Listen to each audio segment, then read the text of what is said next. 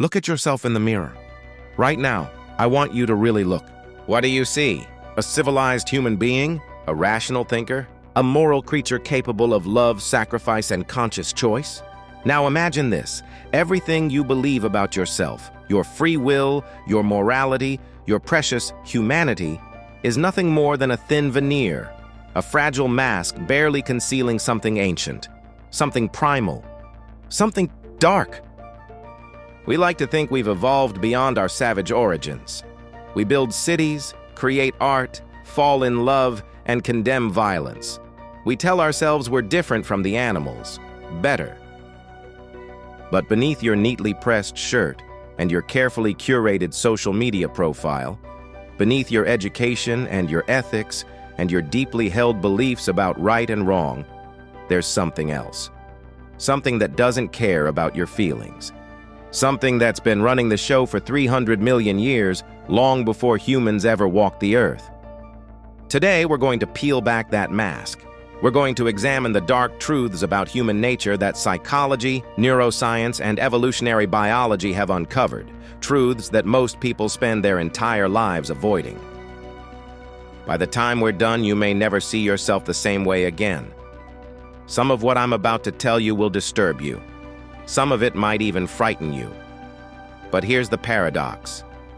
Only by confronting the darkness within ourselves can we ever hope to truly understand who we are and maybe, just maybe, find a way to become something better. Let's begin with a journey into the most terrifying place you'll ever explore, your own brain. Chapter 1. The Reptile Beneath.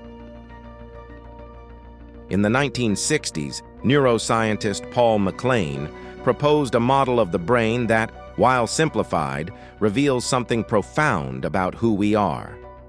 He called it the triune brain, 3 distinct brains layered on top of each other like archaeological strata, each representing a different stage of our evolutionary history. At the very core, the oldest part, sits what MacLean called the reptilian complex.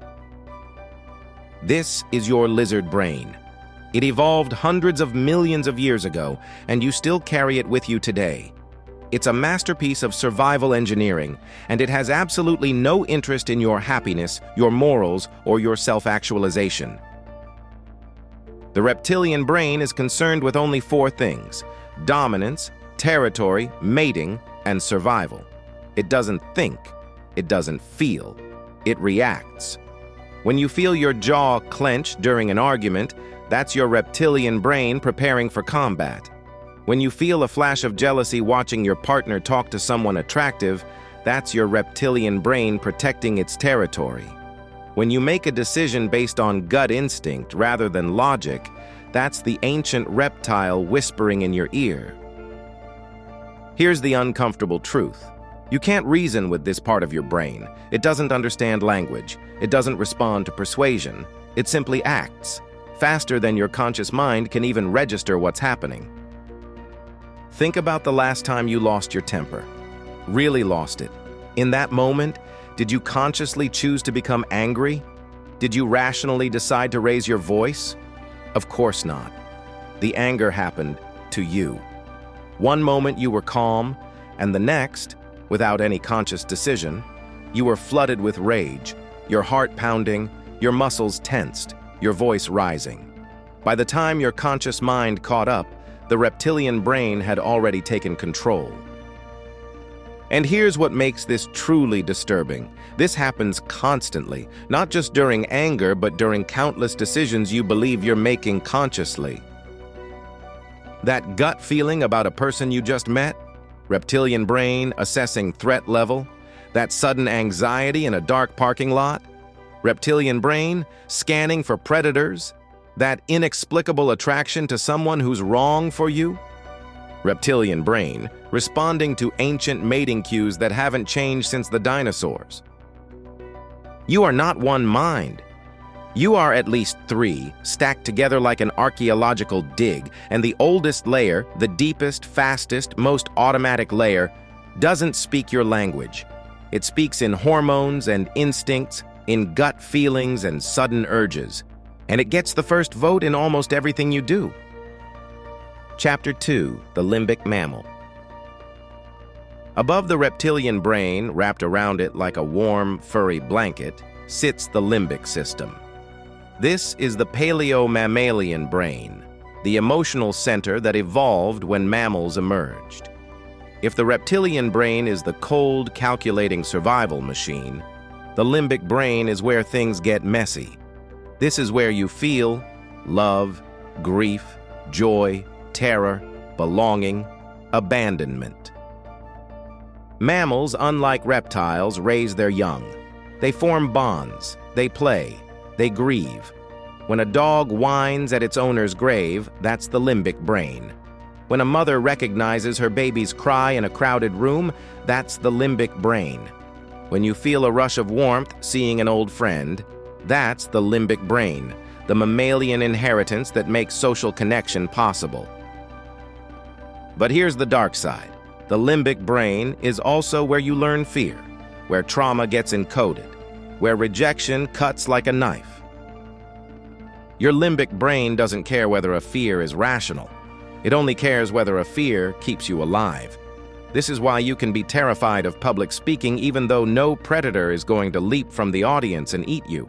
Your limbic brain doesn't know the difference between a saber-toothed tiger and a PowerPoint presentation. A threat is a threat, and it will respond accordingly. And here's where it gets even more interesting. The limbic brain is deeply social. It's designed to make you care about what others think. Because in our evolutionary history, being cast out from the tribe meant certain death. That's why rejection hurts so much. That's why embarrassment feels like physical pain. Your limbic brain is literally using the same neural pathways for social rejection that it uses for physical injury. When someone breaks your heart, your brain processes it as an injury. The same systems that evolved to make you pull your hand from fire are now being activated by a text message that says, "We need to talk." You're not being dramatic. You're being mammalian. Chapter 3: The Neocortex's Delusion. Finally, wrapped around everything else like a magnificent, wrinkled cloak, sits the neocortex. This is the newest part of your brain, evolutionarily speaking. In humans, it's extraordinarily developed. This is where language happens, where logic lives, where you do math and philosophy and plan for retirement. This is the part of your brain that thinks it's in charge. Here's the dark truth your neocortex doesn't want you to know. It's not the CEO. At best, it's the press secretary. Decades of neuroscience research have revealed something profoundly unsettling. Your brain makes decisions before you're consciously aware of them. In famous experiments by Benjamin Libet and others, researchers found that brain activity predicting a decision occurs up to several seconds before a person consciously decides to act. Think about what this means. By the time you experience the feeling of making a choice, your brain has already made it. Your conscious mind, the you that you identify with, isn't the decision maker. It's the storyteller. It's the part that constructs a narrative after the fact, explaining why you did what you already unconsciously decided to do. You are not the driver. You are the passenger who grabs the wheel after the turn and pretends you made it happen. This doesn't mean consciousness is useless. It means consciousness is slower, more limited, and far less in control than we like to believe. Your neocortex evolved not to make decisions, but to justify them, to other people and to yourself. You believe you're a vegetarian because you've thought carefully about ethics. But maybe, just maybe, you became a vegetarian after watching a documentary that triggered your limbic system's disgust response, and your neocortex constructed the ethical framework afterward to explain your already existing preference. You believe you fell in love with your partner because of their wonderful qualities, but maybe you fell in love because their scent triggered ancient chemical markers of genetic compatibility, and your neocortex invented the wonderful qualities narrative to explain the chemical reaction. We are not one self. We are a committee, ancient, emotional, and rational, voting on every decision, and the ancient members have more votes than the rational one. They just don't speak in words, so we don't notice them voting. This is the first dark truth. The you think you are, the rational, conscious decision maker, is largely a fiction. A useful fiction, perhaps, but a fiction nonetheless. And this is only the beginning. Chapter 4. The Violence Instinct. Let's talk about violence. We like to believe that violence is abnormal, a deviation, that most humans are naturally peaceful, and only a few bad apples are capable of harm. The archaeological and anthropological evidence suggests something very different. For most of human history, for millions of years, violence wasn't an aberration. It was a tool, a survival strategy, a feature, not a bug. Study the skeletal remains of our ancestors, and you'll find evidence of interpersonal violence everywhere. Healed fractures from fights, spear points embedded in bones, mass graves with signs of organized conflict. According to some estimates, the rate of violent death among prehistoric humans may have been as high as 15–25%, compared to less than 1% in modern industrialized societies. If those estimates are even close to accurate, it means that for most of human history, dying at the hands of another human was a routine risk of existence. And we're not alone in this. Look at our closest evolutionary relatives. Chimpanzees, with whom we share nearly 99% of our DNA, engage in coordinated, brutal territorial violence. Male chimpanzees form patrol parties, systematically searching for and attacking members of neighboring groups. They don't fight for food or mates in these encounters. They fight for territory, for dominance, for the sheer evolutionary advantage of eliminating competitors. This behavior is so deeply ingrained that it emerges spontaneously in chimpanzee troops that have never been observed to encounter neighbors, suggesting it's not learned, but instinctual. We share this common ancestor. We share these instincts. Now, before you object, yes, humans are also capable of extraordinary cooperation and peace. Yes, we've made moral progress. Yes, rates of violence have declined dramatically over millennia, as Steven Pinker and others have documented. We are not condemned to act on every impulse. But here's the uncomfortable truth. The impulse itself is still there. It hasn't been erased by civilization. It's been managed, suppressed, channeled. That flash of rage you feel when someone cuts you off in traffic, that's millions of years of territorial defense, triggering in a context where it makes no sense. That rush of excitement watching a violent movie or playing a combat video game, that's your ancient hardware being stimulated by simulated conflict. That strange satisfaction when a rival fails, that's the dominance hierarchy instinct, celebrating a competitor's fall. We've built a world that suppresses violence, but we haven't built bodies and brains that no longer crave it. The craving is still there. It just expresses itself in safer ways. If violence is one dark inheritance, tribalism is another, and in some ways, it's even more dangerous. Human beings are not designed to live in groups of millions. We're designed to live in tribes of about 150 people, Dunbar's number, the cognitive limit to how many stable social relationships we can maintain. For 99% of human history, everyone you knew personally. Everyone you encountered was either family, friend, or known enemy. The world was small, and the boundaries were clear. Then we built cities. Then we built nations. Then we built global civilization. But our brains never got the memo. Neuroscience research reveals something disturbing. Our brains process in-group and out-group members differently, literally differently. When we see someone we categorize as like us, our brains activate regions associated with empathy, theory of mind, and social connection. When we see someone we categorize as other, those regions are less active. We literally feel less empathy for people who are different from us, not because we're bad people, because our brains evolved in a world where different usually meant from the neighboring valley, and from the neighboring valley usually meant potential threat. This is the neurological basis of tribalism, and it operates beneath consciousness, beneath choice, beneath all our carefully constructed beliefs about equality and universal human dignity. Your brain doesn't ask whether you believe in equality. It just automatically, unconsciously treats them differently from us. The social psychologist Henri Tajfel demonstrated this with breathtaking simplicity.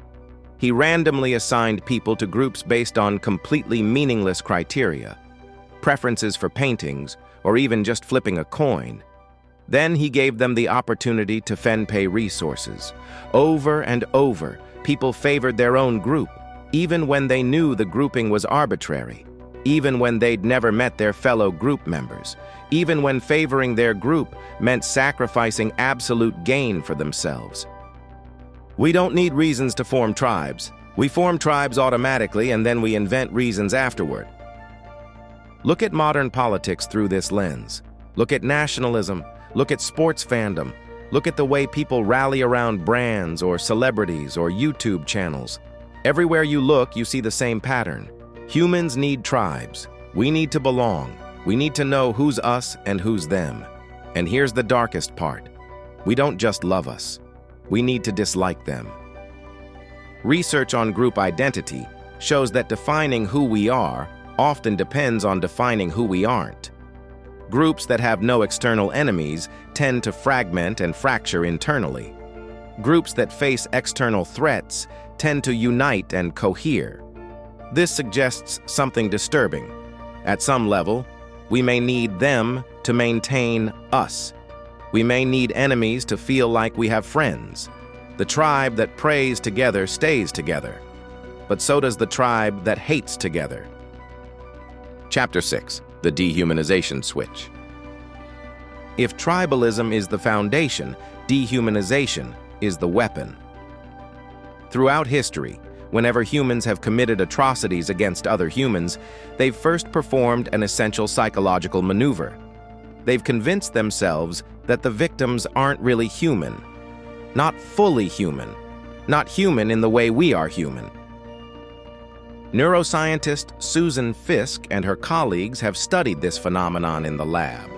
When people view images of extreme outgroups, homeless people, drug addicts, the brain regions that normally activate when we think about other people's minds simply don't. It's not that we're actively dehumanizing them, it's that our brains never bothered to humanize them in the first place. They're not processed as people. They're processed as objects, as furniture, as obstacles. This is how genocide happens. Not because humans are inherently monstrous, but because humans have an off switch for empathy, and it's terrifyingly easy to flip.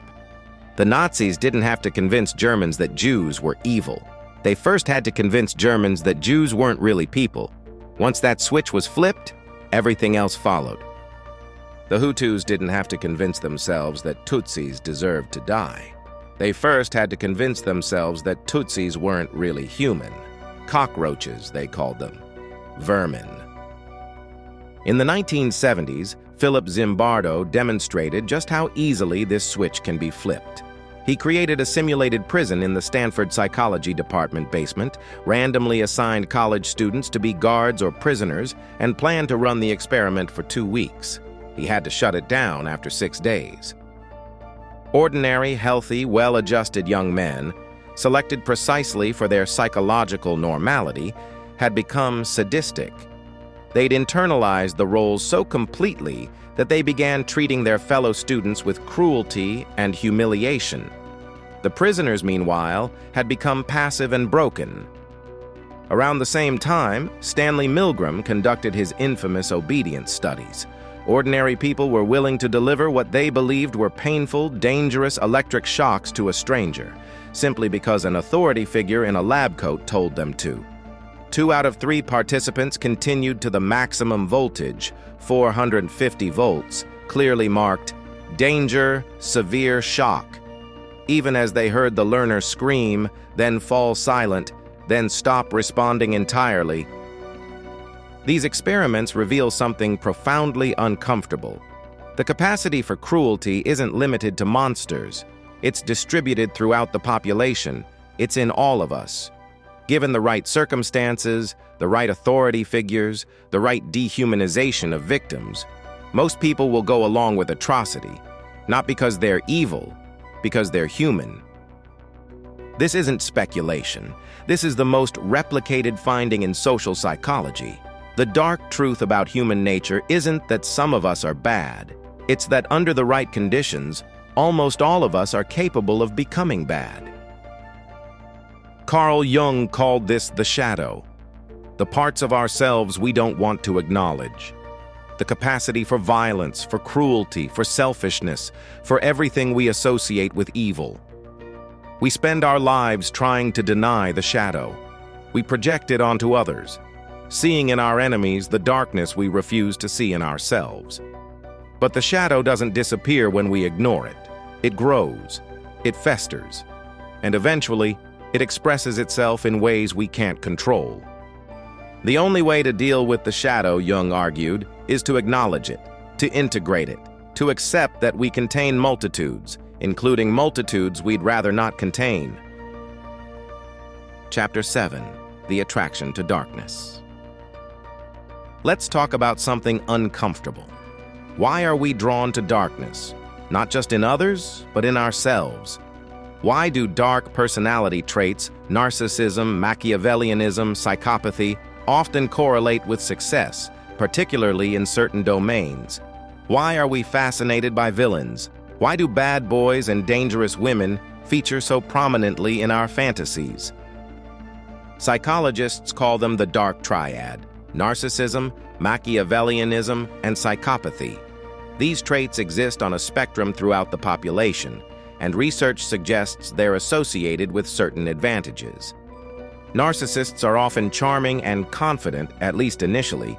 Machiavellians are strategic and persuasive. Psychopaths are fearless and decisive in high-pressure situations. In environments that reward these qualities, certain corporate cultures, political arenas, even creative industries, dark traits can become assets. This presents us with a moral paradox. The same traits that make someone dangerous in intimate relationships can make them successful in competitive environments. The same lack of empathy that enables cruelty can enable ruthless business decisions that shareholders celebrate. We condemn darkness in principle, but we often reward it in practice. And it's not just practical success. We're genuinely fascinated by darkness. Villains in stories are often more compelling than heroes. The Joker is more interesting than Batman. Darth Vader has more cultural presence than any number of straightforward heroes. Why? Because darkness reflects something real about existence. Heroes represent how we wish the world was. Villains represent how the world actually is, full of pain, selfishness, chaos, and moral ambiguity. We recognize something true in darkness, something authentic. The dark truth.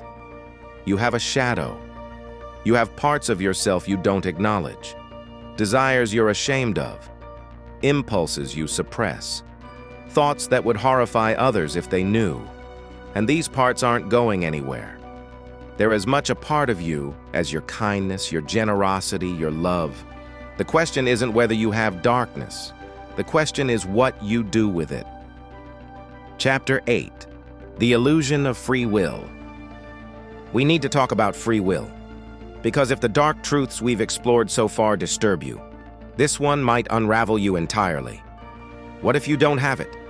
What if everything you are, every preference, every belief, every moral intuition, every choice, is simply the product of forces you never controlled? Think about who you are. Your genes. You didn't choose them. They were determined at conception by a biological lottery you had no say in. Your childhood. You didn't choose your parents, your neighborhood, your early experiences.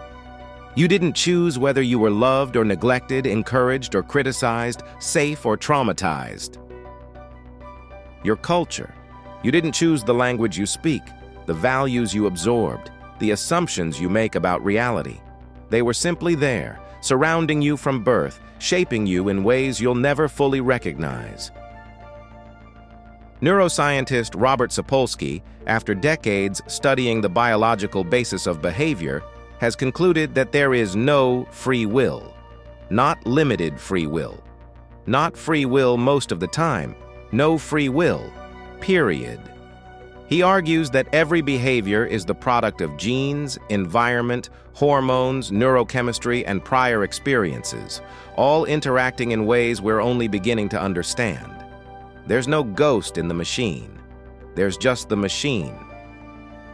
If Sapolsky is right, and the evidence is increasingly on his side, then everything changes. No one chooses their sexuality. We accept that now. No one chooses their temperament. We're starting to accept that. No one chooses their intellectual abilities. That's becoming obvious. But if no one chooses anything, if every decision is the inevitable product of prior causes, then no one deserves praise for their virtues or blame for their vices. They just got lucky or unlucky in the cosmic lottery of genes and circumstances. This doesn't mean we stop holding people accountable. Accountability shapes future behavior, and that shaping is itself part of the deterministic chain. But it does mean we might stop seeing people as fundamentally good or evil and start seeing them as products of forces we can try to change. The murderer is unlucky, not evil. The saint is lucky, not virtuous. Both are simply the endpoints of causal chains that began before they were born. If this disturbs you, good. It should. It's one of the most confronting ideas in all of human thought. And it might also be true. The debate isn't settled. Philosophers and scientists still argue, but the more we learn about the brain, the harder it becomes to find a place where free will could hide. The dark truth. You may not be the author of your life. You may be the character, not the writer. The experience, not the source. Chapter 9. The Banality of Evil.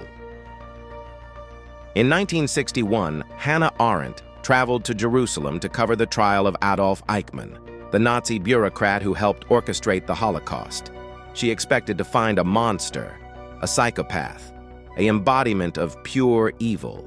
Instead, she found a middle-aged man in a glass booth, a bureaucrat, a functionary, someone who seemed utterly, terrifyingly ordinary.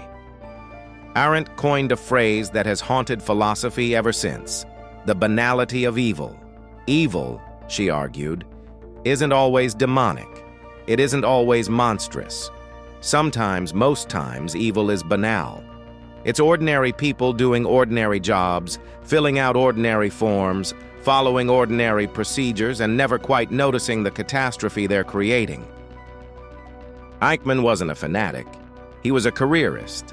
He did his job well because he wanted to get ahead. The fact that his job involved organizing mass murder was, for him, secondary. This is perhaps the most uncomfortable truth of all. Most evil isn't done by evil people. It's done by ordinary people who are just doing their jobs, following orders, not making waves, not asking too many questions. The guards at Auschwitz weren't all sadists. Most were ordinary men who'd been told to guard prisoners, and that's what they did. The bureaucrats who turned away Jewish refugees weren't all anti-Semites. Most were following immigration procedures, applying rules without considering consequences. The executives who sold opioids weren't all monsters. Most were maximizing shareholder value, hitting targets, earning bonuses. We want evil to be obvious. We want monsters to look like monsters. We want to believe we'd recognize evil and refuse it. But evil rarely announces itself. It arrives in small steps, small compromises, small refusals to ask questions, small decisions to just do your job and not make trouble. And before anyone notices, ordinary people have built hell. Chapter 10. The Hope in Awareness. After everything we've discussed, the reptilian brain, the tribal instincts, the capacity for cruelty, the illusion of free will, the banality of evil, you might be feeling hopeless. You might be wondering, what's the point? If we're all just determined biological machines with primitive instincts and limited empathy, why bother trying to be good? Here's the answer. Because awareness changes everything. The reptiles don't know they're reptiles. The tribal brain doesn't know it's tribal. The dehumanization switch flips automatically, unconsciously. But you can know. You can learn about the reptilian brain and recognize when it's speaking. You can notice tribal impulses and choose not to act on them. You can catch yourself dehumanizing others and consciously rehumanize them. You can see the deterministic chains and work to change the ones within your reach. Viktor Frankl, psychiatrist and Holocaust survivor, wrote, "Between stimulus and response there is a space. In that space is our power to choose our response. In our response lies our growth and our freedom. The space may be small, it may be narrower than we'd like, but it exists, and we can widen it." And here's evidence that awareness matters. By almost every measure, human violence has declined dramatically over millennia. We are living in the most peaceful era in human history. Not because our biology changed. Our biology is virtually identical to our ancestors who engaged in constant tribal warfare. What changed was our awareness, our institutions, our ability to extend empathy beyond our immediate group. We're still capable of atrocity. Recent history proves that. But we're also capable of growth. And growth comes from seeing ourselves clearly. The moral circle expands. It started with family, then tribe, then nation, then all humans. Now we're debating whether it should include animals, ecosystems, perhaps eventually AI. This expansion isn't automatic. It happens because people confront uncomfortable truths and choose to do something with them. It happens because we refuse to accept that "that's just human nature" is an excuse rather than a description. Chapter 11. Integration. So, what do we do with all this? With the reptile and the mammal, the tribal instincts and the dehumanization switch, the shadow and the banality of evil? We integrate. We stop pretending the darkness isn't there. We stop projecting it onto enemies and scapegoats. We look in the mirror and say, "This too is human. This too is me." The ancient Greeks had a saying inscribed on the temple of Apollo at Delphi. Know thyself. Not be perfect, not be good. Know thyself. Because only by knowing ourselves, including the parts we'd rather not see, can we make conscious choices about who we want to become. The dark truths about human nature aren't excuses. They're invitations. Invitations to understand why we react the way we do. Invitations to build institutions that channel our instincts toward good rather than evil. Invitations to extend empathy even when our brains resist. Invitations to widen that space between stimulus and response where our humanity lives. You are not just your reptilian brain. You are not just your tribal instincts. You are not just your dark impulses or your rationalizations or your deterministic history. You are also the awareness that can see these things. You are the consciousness that can choose differently. You are the only creature on Earth that can look at its own nature and decide what to do about it. The dark truths about human nature are real. They're uncomfortable, they're disturbing, but they're not the whole story. Because the same species that built Auschwitz also built hospitals. The same tribes that slaughtered each other also created art, music, philosophy, and love. The same brains that dehumanize others can learn to expand their circle of empathy. We contain multitudes, both darkness and light, both savagery and civilization, both the capacity for evil and the capacity to resist it. The question isn't which one you are. The question is which one you'll feed. Thank you for spending this time confronting these truths with me. I know it hasn't been easy. It never is. But here's what I believe. A comfortable lie is more dangerous than an uncomfortable truth. And only by facing the full reality of who we are, the good, the bad, and the terrifying, can we become who we might be? If this video sparked something in you, curiosity, discomfort, recognition, I invite you to sit with it. Talk about it. Think about it. And maybe in that space between stimulus and response, choose something different than you would have before.